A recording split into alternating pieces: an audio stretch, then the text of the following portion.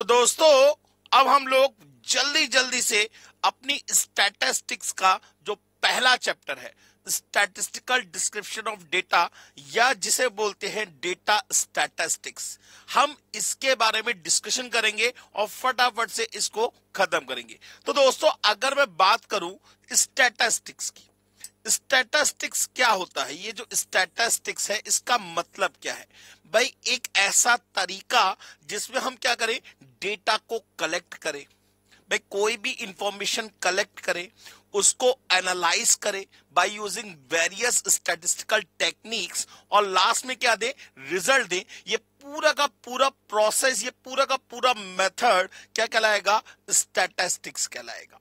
ये पूरा का पूरा मेथड क्या कहलाएगा दोस्तों?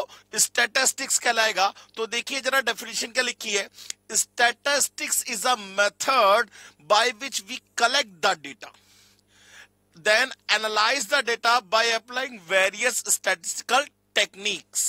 माने कई सारी स्टैटिस्टिकल टेक्निक्स का यूज करते हैं, एवरेज निकालते हैं, फोरकास्टिंग करते हैं, रिलेटिव चेंजेस निकालते हैं, प्रोबेबिलिटी कैलकुलेट करते हैं। तो ये सारी चीजें स्टैटिस्टिकल टेक्निक्स में ही काउंट होती हैं। And at last give the result about the particular subject, और किसी पर्टिकुलर सब्जेक्ट पे रिजल्ट दे देते हैं। ये पूरा का पूरा मेथड दोस्तों क्या कहलाएगा? स्टैटिस्टिक्स कहलाएगा। ठीक है ना? इसके बाद मीन ऑफ स्टैटिस्टिक्स, माने कुल मिला के स्टैटिस्टिक्स का मीन क्या हुआ? सबसे पहले हमें क्या करना है? डेटा को कलेक्ट करना है।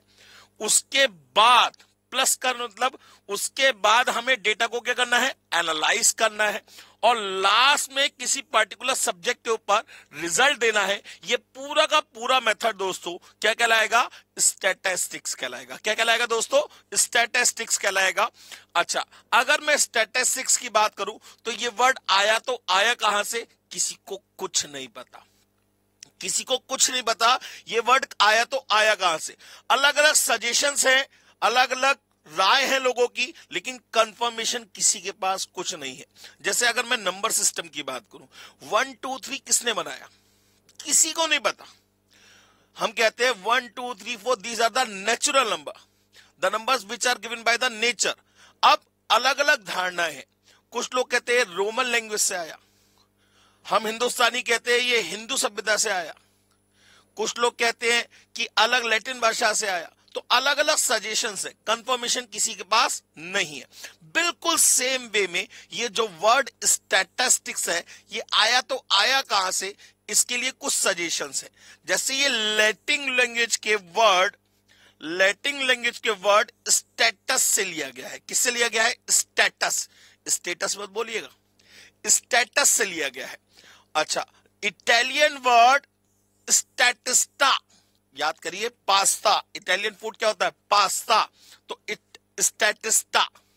ठीक है ना? German word statistic.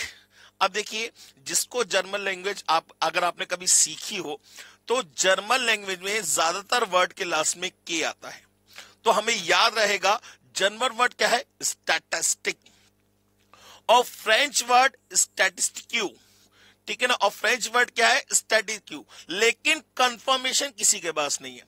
कुछ लोग कहते हैं लैटिन वर्ड किससे लिया गया है? स्टेटस से लिया गया है। कुछ लोग कहते हैं इटालियन वर्ड किससे लिया गया है? स्टैटिस्टा से लिया गया है। कुछ लोग कहते हैं जर्मन वर्ड किससे लिया गया है? स्टैटिस्टिक से लिया गया है। कुछ लोग कहते हैं फ्रेंच वर्ड किससे लिया गया है? स्टैटिक्यू से लिया गया है। अब क्या होता है इसमें, अगर ऑब्जेक्टिव क्वेश्चन आपका बनता है तो ये इंटरचेंज कर देते हैं आपस में। लैटिन वर्ड स्टैटिस्टा बोल देंगे, इटालियन वर्ड स्टैटिस्टिक बोल देंगे। तो आपको ये चीज याद रखनी है। ये कहां से? ये सजेशंस याद रखने। कंफर्मेशन किसी के पास नहीं है, लिखा हुआ but there is no confirmation about it. ये नीचे लाइन में लिखा हुआ दिख नहीं रहा होगा आपको। बात समझ में आ गई? तो अलग अलग सजेशंस है, कंफर्मेशन किसी के पास नहीं है। ठीक है ना? आगे बढ़ते हैं दोस्तों। अगर बात करें स्टैटिस्टिक्स की, तो स्टैटिस्टिक्स एंशियंट पीरियड माने प्राचीन काल, जब आदि मानव हुआ करते थे तब भी यूज किया जाता था। इन मेडिवल पीरियड, मेडिवल माने मध्यकाल, जब राजा महाराजाओं की रियासतें चलती थी तब भी यूज किया जाता था। और मॉडर्न पीरियड, आज की बात करें तो दुनिया में ऐसा कोई फील्ड ही नहीं बचा बेटा जहां पे स्टैटिस्टिक्स का यूज नहीं होता। Statistics has almost a universal application. Limited application नहीं है, यूनिवर्सल है। दुनिया के हर क्षेत्र में स्टैटिस्टिक्स का यूज किया जाता है। माने आप इंफॉर्मेशन कलेक्ट करते हैं, उसे एनालाइज करते हैं और लास्ट में रिजल्ट देते हैं। ये ज्यादातर काम दुनिया की हर फील्ड में किया जाता है, ठीक है ना। अच्छा, स्टैटिस्टिक्स है ऑलमोस्ट अ यूनिवर्सल एप्लीकेशन, ये बात भी हमारी बिल्कुल क्लियर हो गई। आगे बढ़ते हैं दोस्तों।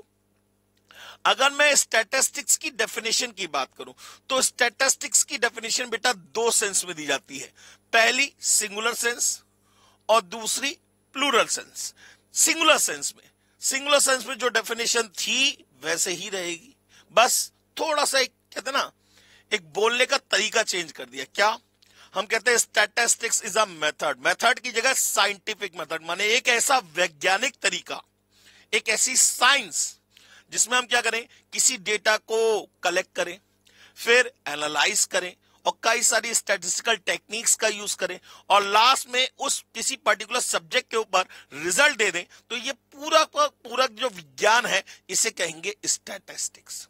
तो देखिए इसमें डेफिनेशन लिखी है, statistics is a scientific method by which we collect the data, then analyse the data by applying various statistical techniques and at last giving the result about the particular subject.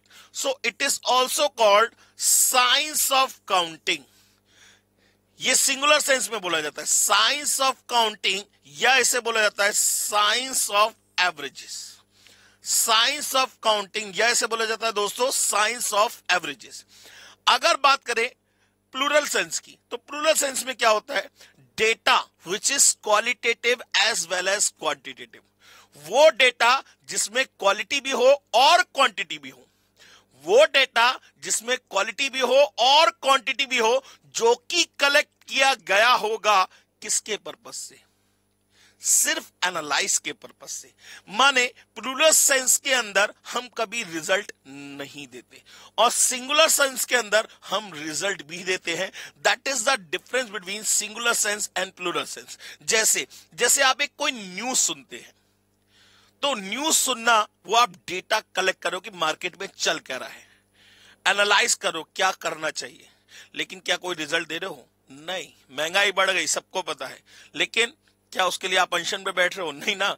अगर आप अनशन पे बैठ गए, आपने एक पर्टिकुलर डिसीजन लिया, इसका मतलब आप सिंगुलर सेंस की डेफिनेशन की बात कर रहे हो। और आप अनशन पे नहीं बैठे, भाई ये तो चलता रहता है, सिर्फ लोगों के बारे मतलब जो डेटा आपने इकट्ठा किया सिर्फ उसे आपने क्या किया, एनालाइज किया। That is known to be the plural sense definition. बात समझ में आ गई? देखिए, data which is qualitative as well as quantitative which is collected with having a view of analyse only, माने इसके अंदर कभी भी कोई रिजल्ट नहीं दिया जाता। अच्छा, इसमें यहां पे देखिए लिखा हुआ है इकोनॉमेट्रिक्स। ये बेटा क्वेश्चन पेपर में कई बार पूछा जाता है। इकोनॉमेट्रिक्स किसकी ब्रांच है? It is a branch of economics.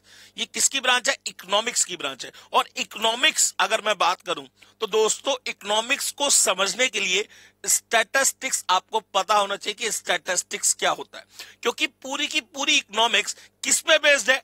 Data पे बेस्ड है, स्टैटिस्टिक्स पे बेस्ड है, प्रीवियस डेटा पे बेस्ड है। तो अगर आप डेटा की स्टडी करना नहीं जानते तो आप किसी इकोनॉमिक मॉडल को नहीं समझ सकते। बात समझ में आ गई दोस्तों? तो सिंगुलर सेंस और प्लूरल सेंस में समझ में आ गया। सिंगुलर सेंस में रिजल्ट दिया जाएगा, प्लूरल सेंस में रिजल्ट कभी नहीं दिया जाएगा, ठीक है ना। सिंगुलर सेंस में हम स्टैटिस्टिक्स को बोलते हैं साइंस ऑफ काउंटिंग या साइंस ऑफ एवरेजेस, और प्लूरल सेंस में हम क्या कहते हैं? Data which is qualitative as well as quantitative which is collected with having a view of analyse only, माने इसके अंदर हम रिजल्ट कभी भी नहीं देते। इसके बाद हम बात करते हैं दोस्तों लिमिटेशन ऑफ स्टैटिस्टिक्स की। लिमिटेशन का मतलब क्या है? ये कह रही है भैया मैं तो बर्बाद हो गई। बर्बाद का मतलब क्या है? मतलब आपको कौन कौन सी बातों का ध्यान रखना है बर्बाद होने से बचने के लिए। माने जब कभी भी आप स्टैटिस्टिक्स का यूज करने जाएंगे, जब कभी भी आप स्टैटिस्टिक्स का यूज करने जाएंगे तो आपको इन तीन बातों को ध्यान रखना है हमेशा। पहली बात ध्यान से देखिए, statistics deals with aggregate. Statistics किसके साथ डील करता है? हमेशा एग्रीगेट माने ग्रुप के साथ डील करेगा, कभी भी इंडिविजुअल वैल्यू के साथ डील नहीं करेगा। मतलब अगर मैं कहूं, मैं एक गाय का निबंध सुनाने लगूं, गाय हमारी माता है, गाय के 4 पैर होते हैं, एक पूंछ होती है, ठीक है ना, इस तरीके से बात करूं, 2 सींग होते हैं, तो आप क्या कहोगे? सर ये क्या मतलब का है? लेकिन अगर वो गाय जिसके बारे में मैं निबंध सुना रहा था, आपको ऐसे सुना रहा था, अगर वो किसी एग्रीगेट का पार्ट है, माने मैं एनिमल्स की स्टडी कर रहा था, उसमें से मैंने गाय को सिलेक्ट किया, माने वो इंडिविजुअल वैल्यू अगर किसी एग्रीगेट का पार्ट हुई तो वो डेटा कहलाएगा, तो स्टैटिस्टिक्स उसके साथ कंसर्न करेगा, डील करेगा। लेकिन अगर वो सिर्फ एक इंडिविजुअल वैल्यू है तो स्टैटिस्टिक्स साफ मना कर देता है। देखिए साफ साफ लिखा हुआ है, स्टैटिस्टिक्स डील्स विद एग्रीगेट, ये हमेशा एग्रीगेट के साथ डील करेगा। It does not deal with individual value except the fact that it is a part of an aggregate. अगर वो इंडिविजुअल वैल्यू किसी एग्रीगेट का पार्ट है तो स्टैटिस्टिक्स डील करेगा। लेकिन अगर वो इंडिविजुअल वैल्यू सिर्फ इंडिविजुअल वैल्यू है तो स्टैटिस्टिक्स डील करने से मना कर देता है, क्योंकि स्टैटिस्टिक्स हमेशा ग्रुप के साथ, एक बहुत बड़ी कम्युनिटी के साथ डील करता है, ठीक है ना। दूसरी बात, statistics concern with quantitative data. भाई अगर हम बात करें तो स्टैटिस्टिक्स के थ्रू हम डेटा को एनालाइज करते हैं और रिजल्ट भी देते हैं। लेकिन हम कौन से डेटा की बात कर रहे हैं? हम बात कर रहे हैं क्वांटिटेटिव डेटा की, माने जिसमें क्वांटिटी होनी चाहिए। अब ईमानदारी तो सभी ईमानदार है भाई, आप भी ईमानदार हो, मैं भी ईमानदार हूं। शैतानी की बात करें, आप भी शैतान हो, मैं भी शैतान हूं, और कौन ज्यादा शैतान है ये मार्किंग देना जरूरी है। अगर आप उस क्वालिटी को मार्किंग देख के क्वांटिटी में कन्वर्ट कर लोगे तो स्टैटिस्टिक डील करेगा। लेकिन अगर सिर्फ वो एक क्वालिटी रही तो स्टैटिस्टिक कहता मैं इसका क्या करूं, मैं गोरा हूं दैट इज माय क्वालिटी, मैं काला हूं दैट इज माय क्वालिटी, मैं सांवला हूं that is my quality, I am a male person that is my quality. तो उसके साथ स्टैटिस्टिक डील करेगा ही नहीं। क्यों करेगा भाई? स्टैटिस्टिक्स सिर्फ और सिर्फ किसके लिए कंसर्न होता है? क्वांटिटेटिव डेटा के लिए। ये क्वालिटेटिव डेटा के साथ डील ही नहीं करना चाहता। अगर आपको क्वालिटी के साथ डील करना है तो आपको पहले क्वालिटी को क्वांटिटी में कन्वर्ट करना पड़ेगा। कैसे? By numbers. ठीक है ना, बात समझ में आ गई। तो दो लिमिटेशन होंगी। पहली लिमिटेशन, स्टैटिस्टिक्स हमेशा एग्रीगेट के साथ डील करेगा, कभी भी इंडिविजुअल वैल्यू के साथ डील नहीं करेगा। दूसरी लिमिटेशन, स्टैटिस्टिक्स जो कंसर्न होता है वो हमेशा किसके लिए होता है? क्वांटिटेटिव डेटा के लिए। ये कभी भी क्वालिटेटिव डेटा के साथ डील नहीं करता। अगर आपको क्वालिटी के साथ डील करना है तो पहले क्वालिटी को क्वांटिटी में कन्वर्ट करना पड़ेगा। बात समझ में आ गई दोस्तों। इसके बाद तीसरी limitation, statistical result is build upon random sampling. भाई जो भी हमने डेटा इकट्ठा किया, डेटा इकट्ठा करने के बाद एनालाइज किया और रिजल्ट दे दिया, माने जो हम स्टैटिस्टिकल रिजल्ट दे रहे हैं क्या वो टोटल पॉपुलेशन के लिए एप्लीकेबल होगा? मतलब सर टोटल पॉपुलेशन, मान लीजिए मैंने अपने घर के आसपास के एरिया के लोगों की इनकम का डेटा इकट्ठा किया और मैंने कहा इंडिया में हर कोई इतना पैसा कमा रहा है, क्या कहोगे? गलत। आप जो भी रिजल्ट देते हो, स्टैटिस्टिकल रिजल्ट देते हो, वो हमेशा सैंपलिंग के बिहाफ पे देते हो। कौन सी सैंपलिंग? रैंडम सैंपलिंग के बिहाफ पे। तो जब कभी भी आप रैंडम सैंपलिंग का यूज करेंगे, माने जो भी रिजल्ट आप दे रहे हो वो किसी एक सैंपल का है। भैया आप दुकान पे गए तो आप क्या कहते हो? भैया सैंपल दिखाना जरा। अगर सैंपल खराब तो आप क्या कहते हो? पूरी लॉट खराब होगी भाई। और सैंपल ठीक तो पूरी लॉट भी ठीक। माने जितने भी स्टैटिस्टिक के रिजल्ट आते हैं वो सब के सब रैंडम सैंपलिंग पे बने होते हैं। किस पे बने होते हैं? रैंडम सैंपलिंग पे। तो इसलिए हमारा ये कर्तव्य है, हमें ये सोच के रखना पड़ेगा कि जितने भी रैंडम सैंपलिंग के रूल्स है उन सबको स्ट्रिक्टली फॉलो करना चाहिए। अगर मैंने रैंडम सैंपलिंग के रूल्स को स्ट्रिक्टली फॉलो नहीं किया, या जो भी बंदा रिजल्ट दे रहा है उसने स्ट्रिक्टली फॉलो नहीं किया होगा, इसका मतलब उसका रिजल्ट क्या होगा? गलत होगा। और क्या होगा? तो जरा ध्यान से देखिए, कह रहा है statistical result is build upon random sampling, so the rules of the random sampling must be followed, must be strictly followed, otherwise the result will be errors. Errors माने गलत होगा। तो तीन बेसिकली लिमिटेशन है। पहली लिमिटेशन क्या है? Statistics aggregate के साथ डील करता है। दूसरी लिमिटेशन, स्टैटिस्टिक्स क्वांटिटेटिव डेटा के लिए कंसर्न करता है। तीसरी लिमिटेशन, स्टैटिस्टिकल रिजल्ट जो होता है वो किस पे बना होता है? रैंडम सैंपलिंग पे। तो हमें रैंडम सैंपलिंग के रूल्स को फॉलो करना ही चाहिए। ठीक है ना। इसके बाद बात करते हैं डेटा की, तो what is data? Data is the information. भाई अगर मैं स्टैटिस्टिक्स की डेफिनेशन की बात करूं, व्हाट इज स्टैटिस्टिक्स? तो statistics is a method by which we collect the data. तो सबसे पहले हमें पता होना चाहिए डेटा क्या होता है। तो data is the information. Data is the information माने एक जानकारी। Data is the information about some particular characteristic of a particular subject. यहां लिख लीजिए ऑफ अ पर्टिकुलर सब्जेक्ट, माने किसी पर्टिकुलर सब्जेक्ट की पर्टिकुलर कैरेक्टरिस्टिक के ऊपर जो इंफॉर्मेशन आपने कलेक्ट करी है, that is known to be the data. वो क्या कहलाएगा? डेटा कहलाएगा। डेटा को इंटरनली, देखो डेटा का डिवीजन बेसिकली हम दो पार्ट से कर सकते हैं, एक इंटरनली और एक एक्सटर्नली।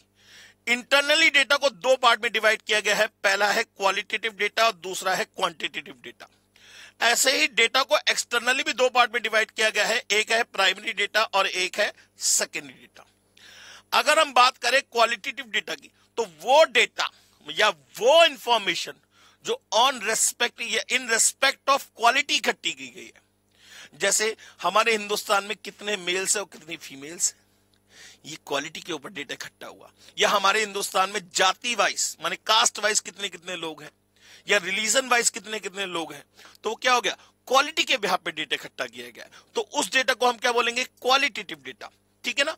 और वो डेटा जो विद रिस्पेक्ट टू क्वांटिटी इकट्ठा किया जाए, उसे बोलेंगे क्वांटिटेटिव डेटा। क्वालिटेटिव डेटा को बेटा हम बोलते हैं एट्रीब्यूट। क्या बोलते हैं दोस्तों? एट्रीब्यूट। और क्वांटिटेटिव डेटा को हम बोलते हैं दोस्तों वेरिएबल। क्या बोलते हैं?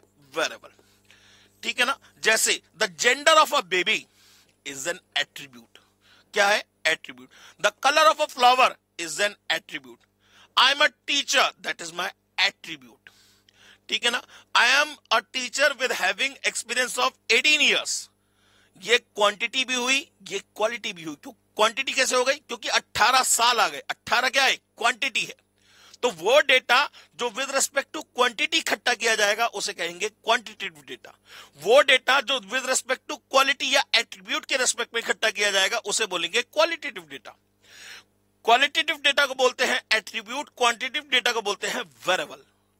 वेरिएबल जो वेरी करने में क्या हो? एबल हो, माने जिसकी value with respect to the question change होगी उसे हम क्या कहेंगे? वेरिएबल, माने जो वेरी करने में एबल हो। सीधी सीधी बात है, ठीक है ना। तो क्वांटिटी हमेशा वेरी करती है, पर्सन टू पर्सन क्या करती है? वेरी करती है। जैसे मेरी हाइट अलग है, आपकी हाइट अलग है, मेरी एज अलग है, आपकी एज अलग है, ठीक है ना। मेरा कलर अलग है, आपका कलर अलग है। तो ये क्या हो गई? क्वांटिटी वाली बात हो गई। बात समझ में आ गई ना। तो अगर हम क्वांटिटी की बात करें तो क्वांटिटी को स्टैटिस्टिक्स के अंदर वेरिएबल कहा जाता है। वेरिएबल को अगेन दो पार्ट में डिवाइड किया गया है दोस्तों। एक तो है डिस्क्रीट वेरिएबल, एक तो है डिस्क्रीट वेरिएबल, और एक होता है दोस्तों कॉन्टिन्यूअस वेरिएबल। एक होता है कॉन्टिन्यूअस वेरिएबल। डिस्क्रीट वेरिएबल किसे कहेंगे? वो वेरिएबल जो इंटरवल की फॉर्म में नहीं लिखा जाएगा, माने जिसे इंटरवल में लिखने की जरूरत ही नहीं है। जैसे मैं कहूं age of 20 persons in a group, अब इसको मुझे एज ऑफ अ पर्सन मानना, एज ऑफ अ पर्सन माने एज ऑफ माई एज। मेरी एज कितनी होगी? मेरी एज कितनी होगी? जो भी एज है एक सिंगल वैल्यू है, क्या मुझे उसे इंटरवल में रिप्रेजेंट करने की जरूरत है? नहीं है। तो वो कैसा हुआ? एक डिस्क्रीट वेरिएबल हुआ। और जो चीज इंटरवल में रिप्रेजेंट करना आपकी मजबूरी है, जैसे मैं कहूं wages of the workers in the factory, अब किसी के वेजेस कुछ होंगे, किसी के वेजेस कुछ होंगे, या ages of the workers in a factory, तब भी आप क्या करोगे? इंटरवल की फॉर्म में लिखोगे, क्योंकि वर्कर्स भी बहुत ज्यादा है और एज क्या करती है? वेरी करती है। किसी की एज 16 साल 7 महीने 3 दिन होगी, किसी की एज 16 साल 6 महीने 3 दिन होगी। तो क्या होगा? डिफरेंट डिफरेंट होगी। तो हमें क्या बनाना पड़ेगा? इंटरवल बनाना पड़ेगा। तो जो डेटा इंटरवल की फॉर्म में नहीं रखा जाएगा उसे बोलेंगे डिस्क्रीट वेरिएबल। डिस्क्रीट का मतलब बेसिकली अलग अलग वैल्यूज से, सेपरेट वैल्यूज से होता है। और कॉन्टिन्यूअस का मतलब जहां डेटा क्या हो? इंटरवल की फॉर्म में रिप्रेजेंट किया जाएगा, उसे बोलेंगे कॉन्टिन्यूअस वेरिएबल। बात समझ में आ गई? तो इन डेटा को इंटरनली कितने पार्ट में डिवाइड किया गया है? दो। कौन कौन सा? Qualitative and quantitative. Qualitative data को हम बोलते हैं एट्रीब्यूट और क्वांटिटेटिव डेटा को हम बोलते हैं वेरिएबल। वेरिएबल को अगेन दो पार्ट में डिवाइड किया गया है, एक डिस्क्रीट वेरिएबल और एक कॉन्टिन्यूअस वेरिएबल। वो वेरिएबल जो इंटरवल की फॉर्म में नहीं लिखा जाएगा उसे हम बोलेंगे डिस्क्रीट वेरिएबल, और वो वेरिएबल जो इंटरवल की फॉर्म में लिखा जाएगा उसे हम बोलेंगे कॉन्टिन्यूअस वेरिएबल।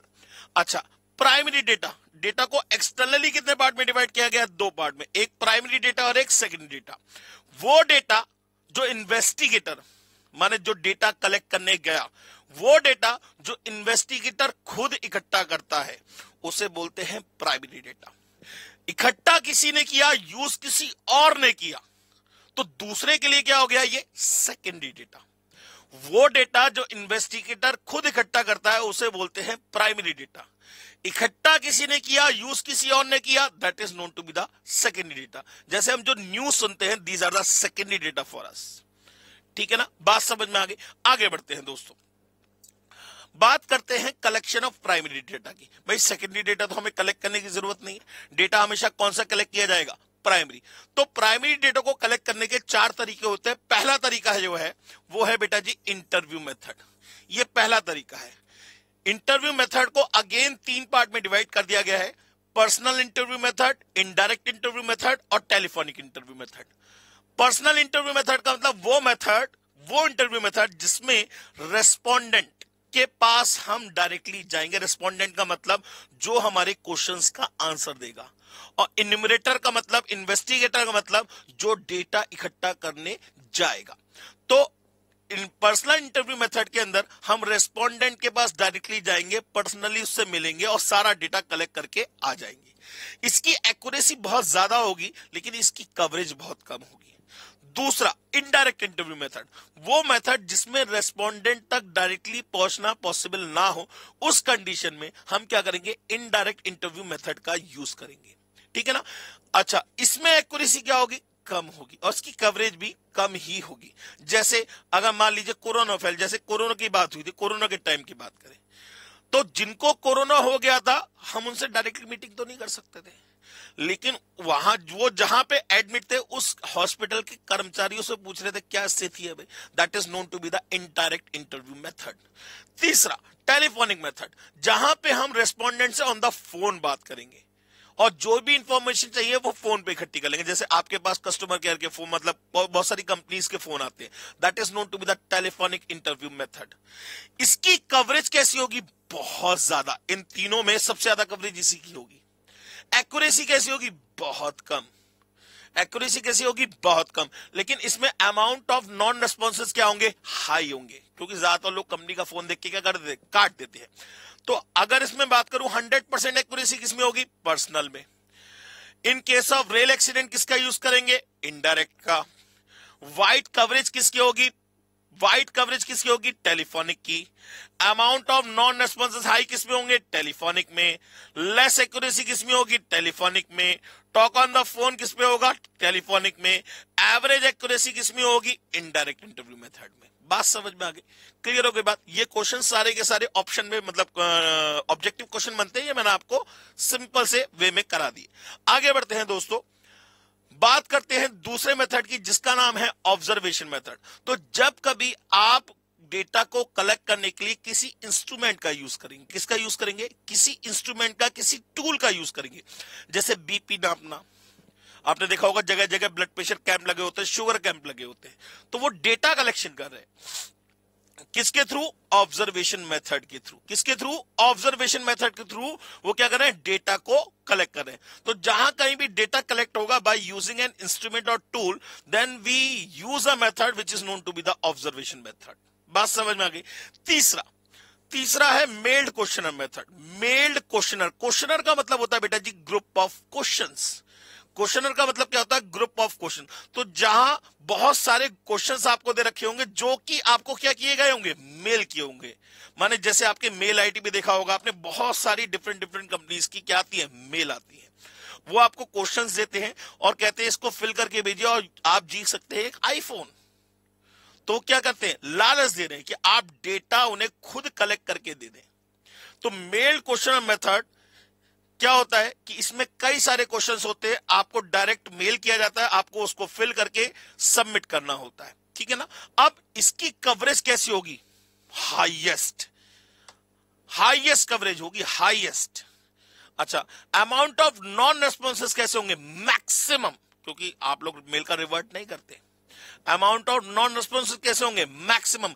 एक्यूरेसी कैसी होगी? बहुत कम, ना के बराबर। तो जरा देखिए, लिखा हुआ है group of question be asked and answer by the respondent and forwarded. Widest coverage mail questionnaire method, amount of non responses is maximum mail questionnaire method and least accuracy mail questionnaire method. बात समझ में आ गई। चौथा, questionnaire filled and send by enumerator, जिसे बोलते हैं surveyor method. Census report के लिए, जनसंख्या गणना के लिए, जैसे आपके पास लोग आते हैं, वो पूछते हैं, टूथपेस्ट बेचने वाले आते हैं, ठीक है ना, या कोई डिटर्जेंट बेचने वाला आता है, या कोई डेमो दिखाने आता है, तो क्या करता है, वो आपसे सारे क्वेश्चन पूछता जाता है, खुद ही आंसर लिखता जाता है, खुद ही जाके कंपनी में जमा कर देता है। That is known to be the questionnaire filled and send by enumerator.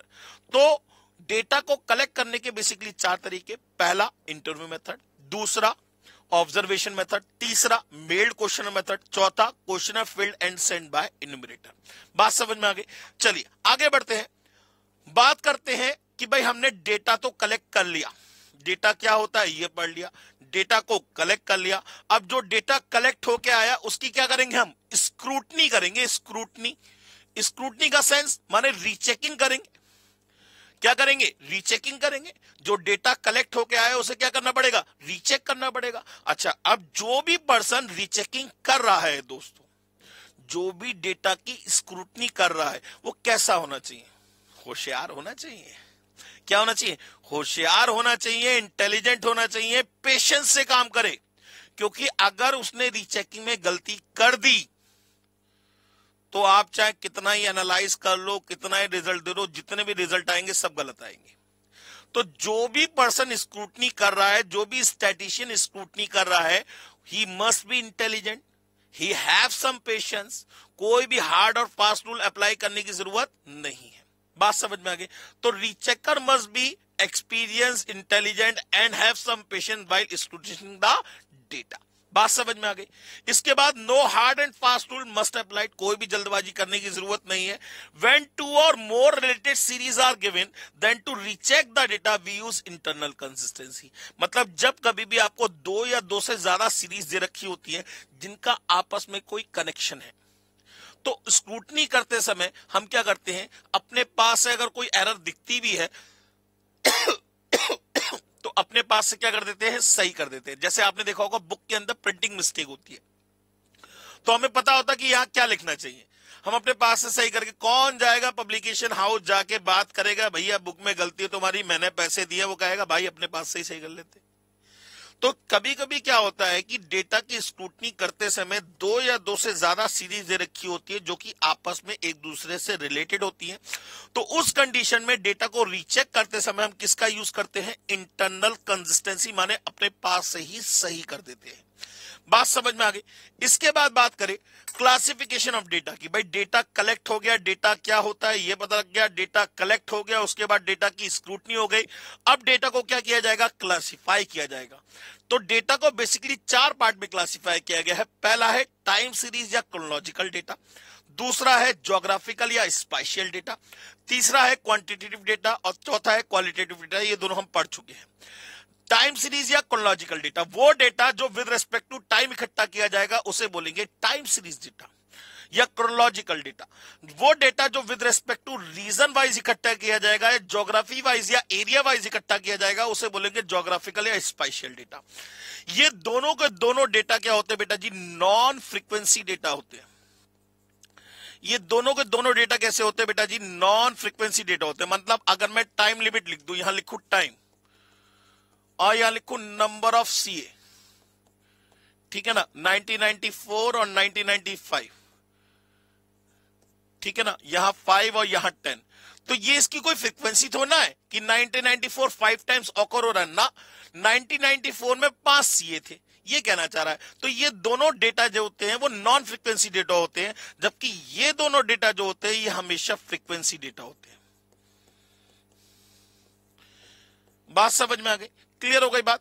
तो टाइम सीरीज डेटा और ज्योग्राफिकल डेटा ये दोनों नॉन फ्रीक्वेंसी डेटा होते हैं।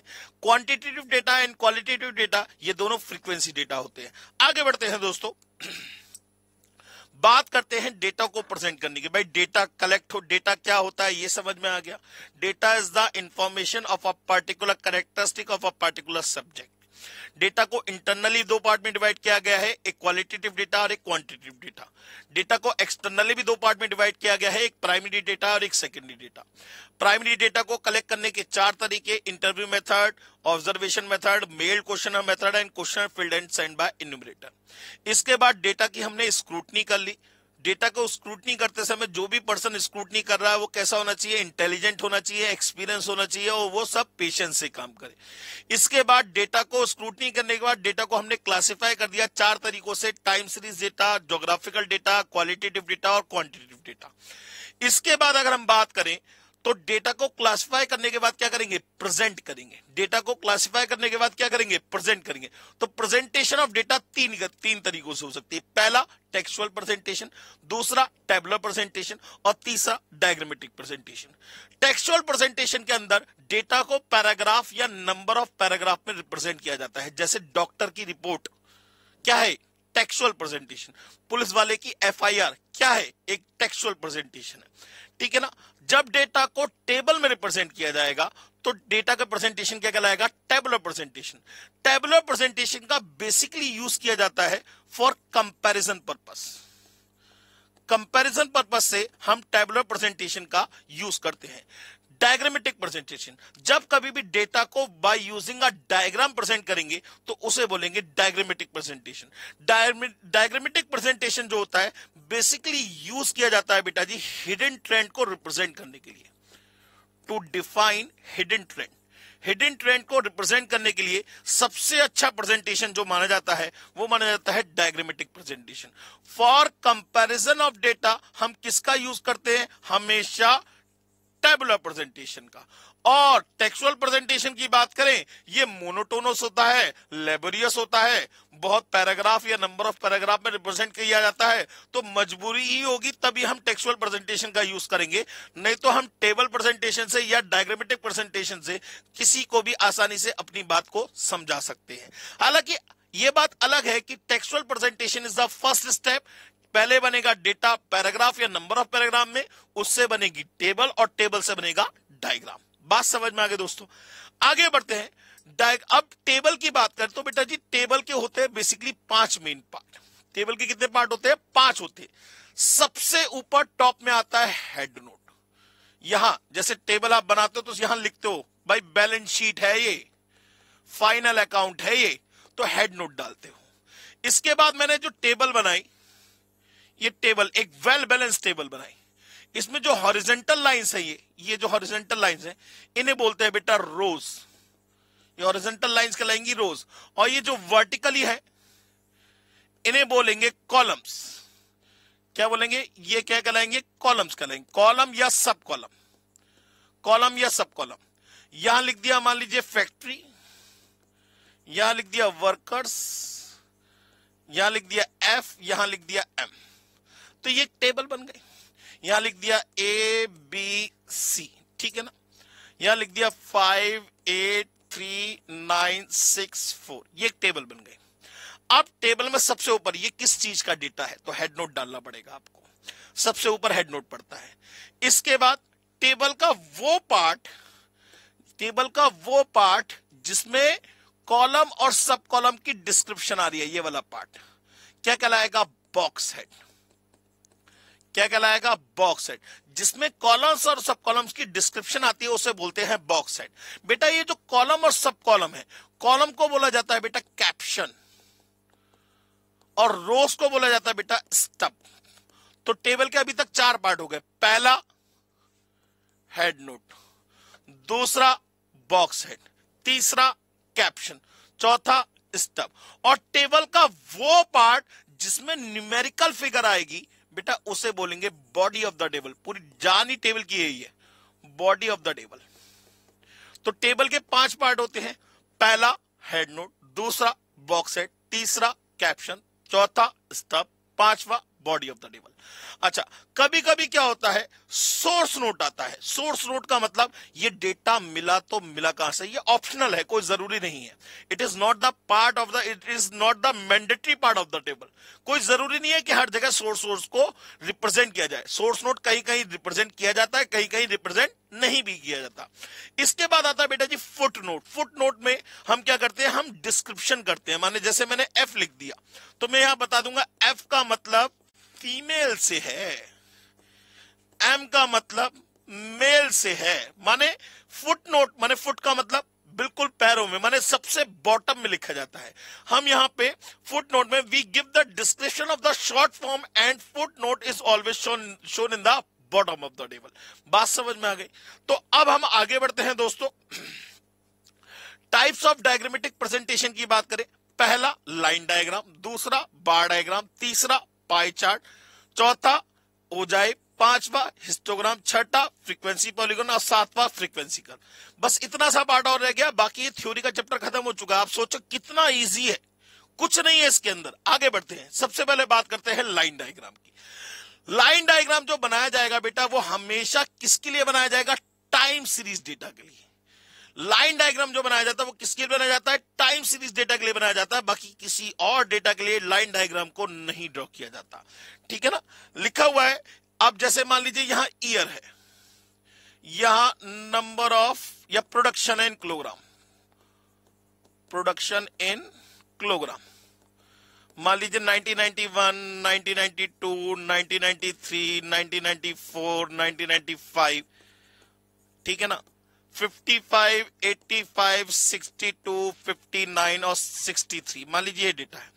तो हम क्या करेंगे, इस टाइम टी पे ये इसको वाई दे देते हैं, फ्रीक्वेंसी तो कह नहीं सकते। इस टाइम पॉइंट टी पे हम इस वाई को क्या करेंगे, प्लॉट करेंगे। जैसे ये प्लॉटिंग करी गई है, यहां पे आ जाएगा टाइम और यहां आ जाएगा वाई, ठीक है ना। इन पॉइंट्स को प्लॉट करेंगे और पॉइंट के बाद इनको क्या कर देंगे, एक स्ट्रेट लाइन सेगमेंट से मिला देंगे। तो ये जो डायग्राम बना दोस्तों, इसे बोलेंगे लाइन डायग्राम। इसे क्या बोलेंगे, लाइन डायग्राम। लिखा हुआ है, in line diagram we plot y t in respect of point t, then joining the points by using line segment. और जो डायग्राम बना उसे हम बोलेंगे दोस्तों लाइन डायग्राम। बात समझ में आ गई? दूसरी बात, व्हेन टू और मोर सीरीज आर गिवन, जब आपको कभी भी दो या दो से ज्यादा सीरीज गिवन हो जिनकी यूनिट क्या हो, सेम हो, विच हैव सेम यूनिट, तो हम क्या करते हैं, मल्टीपल लाइन डायग्राम का यूज करते हैं। जैसे मैंने अभी जो डेटा दिया, प्रोडक्शन जो था वो किलोग्राम में था, वो प्रोडक्शन ऑफ राइस था किलोग्राम में, ठीक है ना। अच्छा, इसके साथ में अगर मान लीजिए डेटा और होता प्रोडक्शन ऑफ व्हीट का, which is also in kilogram, तो हम क्या करते, एक ही डायग्राम पे दो लाइन डायग्राम को रिप्रेजेंट कर देते, तो वहां पे क्या बनेगा, मल्टीपल लाइन डायग्राम बनेगा। तो जब कभी भी आपको दो या दो से ज्यादा सीरीज दे रखी होंगी जिनकी यूनिट सेम है, तो उस कंडीशन में हम मल्टीपल लाइन डायग्राम बनाते हैं। और अगर यूनिट डिफरेंट हो गई, अगर यूनिट क्या हो जाए, डिफरेंट हो जाए। यूनिट डिफरेंट का मतलब क्या हुआ, मान लीजिए ये प्रोडक्शन इन राइस है और यहां मैं आपको दे देता नंबर ऑफ सीए 5832, जैसे इस वाले क्वेश्चन में यहां कह देता नंबर ऑफ सीए 58692। क्या इन दोनों डेटा के लिए आप एक टेबल बनाओगे? नहीं, अलग अलग बनाओगे। तो उस कंडीशन में मल्टीपल एक्सिस लाइन डायग्राम का यूज किया जाता है। अगर आपको दो या दो से ज्यादा सीरीज दे रखी है जिनकी यूनिट सेम है, तो multiple line diagram, unit different है तो मल्टीपल एक्सिस लाइन डायग्राम। बात समझ में आ गई दोस्तों? इसके बाद लिखा हुआ है, if there is a wide range of fluctuation, अगर आपकी बहुत ज्यादा डेटा में फ्लक्चुएशन हो रहा है, तो हम क्या करते हैं, y की जगह log y का यूज करेंगे। भाई देखिए ना, log का काम क्या है, हमारी कैलकुलेशन को इजी बनाना log का काम है, ये उसका अधिकार है, ये उसका कर्तव्य है। अधिकार नहीं, उसका कर्तव्य है। तो अगर हमें लग जाए डेटा में बहुत ज्यादा वेरिएशन हो गया, जैसे मैं आपको एग्जाम्पल के तौर पर समझाता हूं, कोरोना के टाइम की बात करें, जनवरी, फरवरी, मार्च और नंबर ऑफ कोरोना पेशेंट, इसकी बात करते हैं, बहुत ध्यान समझिएगा। 58, ठीक है ना, जनवरी में 58 ही थे, फरवरी में 22,000 और मार्च में 3,86,470। क्या इस डेटा के लिए आप लाइन डायग्राम बना पाओगे? नहीं बना सकते, क्योंकि जनवरी में 58 कैसे ढूंढोगे, पॉसिबल नहीं है। तो इस कंडीशन में ये जो y है ना, ये y, इसकी जगह हम यहां निकाल लेते हैं log y और हम डायग्राम प्लॉट कर देते हैं, डायग्राम बना देते हैं, पॉइंट्स को प्लॉट कर देते हैं, मिला देते हैं, लाइन सेगमेंट बन जाता है, मतलब लाइन डायग्राम बन जाता है। लेकिन तब जो लाइन डायग्राम बना उसे लाइन डायग्राम ना बोल के उसे बोलते हैं लॉगरिथम चार्ट या रेशो चार्ट। उसे क्या बोलते हैं? लॉगरिथम चार्ट या रेशो चार्ट। तो ये लिखा हुआ है, if there is a wide range of fluctuation in the data then we use log y instead of y, then the diagram is known as ratio chart और है, यहां पे ऑफ नहीं है, और लॉगरिथम चार्ट। बात समझ में आ गई? ये हम पढ़ चुके हैं। व्हेन टू और more series are given then we use multiple axis line diagram when these have different unit. अगर सेम यूनिट होगी तो मल्टीपल लाइन डायग्राम बनेगा, डिफरेंट यूनिट होगी तो मल्टीपल एक्सिस लाइन डायग्राम बनेगा। बहुत ज्यादा डेटा में फ्लक्चुएशन होगी तो y की जगह log y का यूज करेंगे और तब जो डायग्राम बनेगा उसे बोलेंगे लॉगरिथम चार्ट या रेशो चार्ट। आगे बढ़ते हैं दोस्तों। दूसरा है बार डायग्राम, वर्टिकल बार डायग्राम और हॉरिजॉन्टल बार डायग्राम।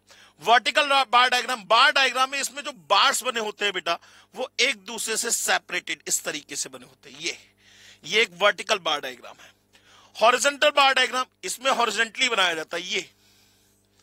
ये हॉरिजॉन्टल बार डायग्राम है, ठीक है ना। तो जब कभी बार को वर्टिकली बनाएंगे और एक दूसरे से सेपरेटेड बनाएंगे तो कहलाएगा vertical bar diagram. Vertical bar diagram जो बनाया जाता है वो बनाया जाता है टाइम सीरीज डेटा और क्वांटिटेटिव डेटा के लिए। किसके लिए बनाया जाएगा? टाइम सीरीज डेटा और क्वांटिटेटिव डेटा के लिए। जबकि हॉरिजॉन्टल बार डायग्राम जो बनाया जाएगा वो ज्योग्राफिकल और क्वालिटेटिव डेटा के लिए। बात समझ में आ गई? अच्छा, अगर मैं पूछूं बार डायग्राम कितने एक्सिस पे बनता है, देखिए ना कितनी एक्सिस पे बना, 2 एक्सिस पे, तो इसलिए ये एक 2 डायमेंशनल फिगर होती है। ये एक 2 डायमेंशनल फिगर होती है, ठीक है ना। लिखा हुआ है in bar diagram bars are separated and it is a 2 dimensional figure. बात समझ में आ गई? क्लियर हो गई बात? अब फिर वही वाली बात, 2 या 2 से ज्यादा सीरीज अगर गिवन होंगी जिनकी यूनिट सेम है तो क्या करेंगे? जैसे लाइन डायग्राम में कर रहे थे, अगर यूनिट सेम है तो मल्टीपल लाइन बार डायग्राम, और यूनिट डिफरेंट है तो मल्टीपल एक्सिस बार डायग्राम, बिल्कुल सेम रेस्पेक्ट में जैसे लाइन डायग्राम चल रहा था। तो यहां लिखा होगा मल्टीपल बार चार्ट, मैंने रिप्रेजेंट नहीं किया इसमें, ये कुछ इस तरीके से, इसके साथ में एक यहां पे डेटा रिप्रेजेंट कर दिया। ये आगे बढ़ा दीजिए इसको। तो ये क्या हो गया? मल्टीपल बार डायग्राम हो गया। यहां पे एक ही एक्सिस पे हमने 2 डेटा को रिप्रेजेंट किया है, ठीक है ना। तीसरा पाई चार्ट। अब ये सर पाई चार्ट क्या होता है? पाई चार्ट के अंदर हम क्या करते हैं? एक सर्कल बनाते हैं और इसमें एंगल को प्लॉट करते हैं। जैसे ये एक पाई चार्ट बना रखा है और हर एक पार्ट 20% के बराबर है। ये भी 20%, ये भी 20%, ये भी 20%, ये भी 20%, ये भी 20%। मैं परसेंटेज बोल रहा हूं, एंगल नहीं बोल रहा हूं, मैं परसेंटेज बोल रहा हूं। अगर मैं टोटल एंगल की बात करूं तो ये टोटल एंगल कितना होगा? 360 डिग्री। ये टोटल एंगल कितना होगा? 360 डिग्री। तो अगर मैं कहूं ये कितने पार्ट है? पहला पार्ट, दूसरा पार्ट, तीसरा पार्ट, चौथा पार्ट और पांचवा पार्ट। अगर पांचों पार्ट को इक्वल मान लो फिगर के रेस्पेक्ट में, अभी तो फिगर के रेस्पेक्ट में बात कर रहा हूं, तो हर एक एंगल कितना होगा? माने आप 360 डिग्री को डिवाइड बाय 5 कर दोगे, माने हर एक एंगल बनेगा 72 डिग्री का। कितने डिग्री का? 72 डिग्री का। इस कंडीशन में बात समझ में आ गई। लेकिन अब अगर आपको डेटा दे रखा हो तो कैसे करेंगे आप इस क्वेश्चन को? जैसे किलोग्राम बना, माने 180 किलोग्राम को आपको डिवाइड करना है 360 डिग्री में। तो 1 किलोग्राम की वैल्यू कितनी होगी? 360 डिवाइड बाय 180, माने कितने की वैल्यू होगी? 2 डिग्री की वैल्यू होगी। तो कॉमोडिटी ए का एंगल कितना बनेगा? 60 डिग्री का। कॉमोडिटी बी का एंगल कितना बनेगा? 40 डिग्री का। कॉमोडिटी सी का एंगल कितना बनेगा 100 डिग्री का, कॉमोडिटी डी का एंगल कितना बनेगा 60 डिग्री का, कॉमोडिटी ई का एंगल कितना बनेगा 100 डिग्री का। बस बना दीजिए। यहां पे आपने सेंटर पॉइंट लिया, ये यहां पे लाइन खींची और सबसे पहले 60 डिग्री का एंगल बनाया। ये किसको रिप्रेजेंट कर रहा है, ए को। इसके बाद 40 का, तो 60 प्लस 40 100, मतलब मोटा मोटा यहां पे आएगा, ये 40 डिग्री का एंगल बना। ये कॉमोडिटी बी को शो कर रहा है 100, माने मोटा मोटा यहां पे आएगा, तो ये हो गया 100 डिग्री का एंगल। ये सी को शो कर रहा है 60, माने मोटा मोटा यहां पे आएगा 60, ठीक है ना। और ये बचा एंगल कितना हो गया 100 डिग्री का। ये डी हो गया, ये ई हो गया। तो ये जो डायग्राम बना इसे हम बोलेंगे दोस्तों पाई चार्ट। पाई चार्ट जो होता है वो वन डायमेंशनल फिगर मानी जाती है। पाई चार्ट जो होता है वो वन डायमेंशन, हालांकि होती है टू डायमेंशनल है, लेकिन इसे one dimensional figure in respect of statistics माना जाता है। आगे बढ़ते हैं दोस्तों। ओजाइव, ओजाइव जो बनाया जाता है वो बनाया जाता है दोस्तों क्यूमुलेटिव फ्रीक्वेंसी के ऊपर। क्यूमुलेटिव फ्रीक्वेंसी माने फ्रीक्वेंसी को ऐड करते हुए चलिए, तो जो फ्रीक्वेंसी निकल के आएगी that is known to be the cumulative frequency. माने वो ग्राफ जो on behalf of cumulative frequency बनाया जाएगा उसे बोलेंगे ओजाइव। दो टाइप के ओजाइव बन सकते हैं, एक तो लेस देन ओजाइव। जरा ध्यान से देखिएगा, ये ऐसे करके जा रहा है। ये जो ग्राफ बना that is known to be the less than ogive, और ये जो ग्राफ बना that is known to be the more than ogive. ये दोनों ओजाइव एक दूसरे को कहां इंटरसेक्ट करेंगे, मीडियन कॉमा n/2 पे। माने इसके अबएक्सिसा वाली वैल्यू, इसकी अबएक्सिसा वाली वैल्यू क्या कहलाएगी, मीडियन, और इसके ऑर्डिनेट वाली वैल्यू को हम क्या कहेंगे, n/2। ठीक है ना। ओजाइव के थ्रू आप सभी पार्टीशन वैल्यू को भी पता कर सकते हैं, चाहे वो मीडियन हो, क्वार्टाइल हो, डेसाइल हो, परसेंटाइल हो। ओजाइव जो बनाया जाता है हमेशा याद रखिएगा क्यूमुलेटिव फ्रीक्वेंसी के बिहाफ पे बनाया जाता है। दोनों ओजाइव एक दूसरे को कहां इंटरसेक्ट करेंगे, मीडियन कॉमा n/2 पे। और ओजाइव का यूज हमेशा शॉर्ट टर्म प्रोजेक्शन में बनाया जाता है। आपने देखा होगा क्रिकेट मैचेस में ऐसे ओजाइव बने होते हैं, जस्ट लाइक दिस। ये ग्राफ बना होता है, ये ऐसे करके, और यहां विकेट टेकिंग दिखाए जाते हैं। तो ये क्या है, एक ओजाइव है जो कि क्यूमुलेटिव फ्रीक्वेंसी पे बनाया जाता है। इसके बाद बात करें हिस्टोग्राम की। हिस्टोग्राम को हम दोस्तों एरिया डायग्राम भी बोलते हैं। हिस्टोग्राम में कुछ बार्स जो बनते हैं वो एक दूसरे से एडजेसेंट इस तरीके से बनते हैं। ये एक दूसरे से एडजेसेंट बार बनाए जाते हैं। तो ये जो डायग्राम बना that is known to be the histogram. Bar diagram histogram में यही फर्क है, उसमें बार जो होते हैं वो एक दूसरे से सेपरेटेड बने होते हैं, इसमें एक दूसरे से एडजेसेंट बने होते हैं। ठीक है ना। इसमें इन सभी बार की विड्थ कैसी होगी, इक्वल, लेकिन लेंथ क्या करेगी, वेरी करेगी। इन सभी बार की विड्थ कैसी होगी, इक्वल, लेकिन लेंथ क्या करेगी, वेरी करेगी। अच्छा, हिस्टोग्राम के थ्रू हम एक सेंट्रल वैल्यू पता कर सकते हैं जिसे बोलते हैं मॉड, जिसे क्या बोलते हैं, मॉड। ठीक है ना। इसमें एक चीज और, यहां पे एक छोटा सा डायग्राम और बना देता हूं, ये। ठीक है ना। अब मुझे अगर हिस्टोग्राम के थ्रू मॉड निकालना है तो हम क्या करते हैं, सबसे बड़े बार के एच को इसके एडजेसेंट एच से मिला देते हैं डायगनली, ये। ठीक है ना। और ये जो पॉइंट ऑफ इंटरसेक्शन है उसको सीधे स्ट्रेट लाइन से डाला, तो ये वैल्यू क्या कहलाएगी, मॉड कहलाएगी। ये वैल्यू क्या कहलाएगी, मॉड कहलाएगी। ठीक है ना। हिस्टोग्राम और area diagram. Histogram is drawn for frequency of class interval, माने ये फ्रीक्वेंसी पे ही बनाया जाएगा। ओजाइव बनाया जाएगा क्यूमुलेटिव फ्रीक्वेंसी पे। Bars are drawn which are of equal width but different in length and they are adjacent to each other। बात समझ में आ गई। To draw histogram class interval must be uniform, माने ये width कैसी होनी चाहिए, बराबर होनी चाहिए। ये width कैसी होनी चाहिए, बराबर होनी चाहिए। क्लास इंटरवल यूनिफॉर्म होना चाहिए। With the help of the histogram we can find mod। मैंने आपको बता दिया mod कैसे फाइंड किया जाता है। Histogram is a two dimensional figure, वो तो हमें साफ साफ दिखाई दे रहा है। लेकिन कभी कभी ऐसा केस भी आता है बेटा जहां पे हिस्टोग्राम में विड्थ इक्वल ना हो, माने क्लास इंटरवल यूनिफॉर्म ना हो, तब क्या करेंगे। अगर क्लास इंटरवल यूनिफॉर्म नहीं है, बराबर नहीं है, विड्थ बराबर नहीं है, तो उस कंडीशन में अगर आपको हिस्टोग्राम बनाना है तो आप क्या करेंगे, फ्रीक्वेंसी की जगह फ्रीक्वेंसी डेंसिटी का यूज करेंगे। फ्रीक्वेंसी की जगह फ्रीक्वेंसी डेंसिटी का यूज करेंगे, और फ्रीक्वेंसी डेंसिटी इक्वल्स टू होता है दोस्तों frequency upon class length, frequency upon class length. अगर आपका क्लास इंटरवल यूनिफॉर्म ना हो, जैसे मान लीजिए क्लास इंटरवल दे रखा है 0 to 10, 10 to 15, 15 to 18, 18 to 40, और यहां फ्रीक्वेंसी दे दी 3, 8, 12, 10 मान लीजिए, और मैंने आपसे कहा हिस्टोग्राम बनाओ। आप कहोगे सर नहीं बन सकता, क्यों सर? इंटरवल इक्वल नहीं है। जब इंटरवल इक्वल नहीं है तो हिस्टोग्राम ड्रॉ नहीं कर सकते। मैंने कहा मुझे नहीं मतलब, मुझे तो बना के दिखाओ। तो अगर कोई जबरदस्ती करता है तो उस कंडीशन में आप फ्रीक्वेंसी को कट कर दीजिए और यहां निकाल लीजिए frequency density, which is equal to frequency upon class length, माने 3/10.3, 8/5 1.6, 12/3 4, 10/12, जो भी पॉइंट्स में वैल्यू निकल के आए। और अब आप हिस्टोग्राम बना दीजिए। आप कहेंगे सर अभी भी तो विड्थ इक्वल नहीं है, कोई दिक्कत नहीं। ये रूल है कि अगर हिस्टोग्राम में, वैसे तो हिस्टोग्राम में हमेशा विड्थ क्या होनी चाहिए, सभी बार्स की इक्वल होनी चाहिए, लेंथ क्या करनी चाहिए, वेरी करनी चाहिए। लेकिन अगर क्लास इंटरवल यूनिफॉर्म नहीं है तो उस कंडीशन में हिस्टोग्राम बनाया जा सकता है, लेकिन कैसे? फ्रीक्वेंसी की जगह फ्रीक्वेंसी डेंसिटी का यूज करके। बात समझ में आ गई? अच्छा,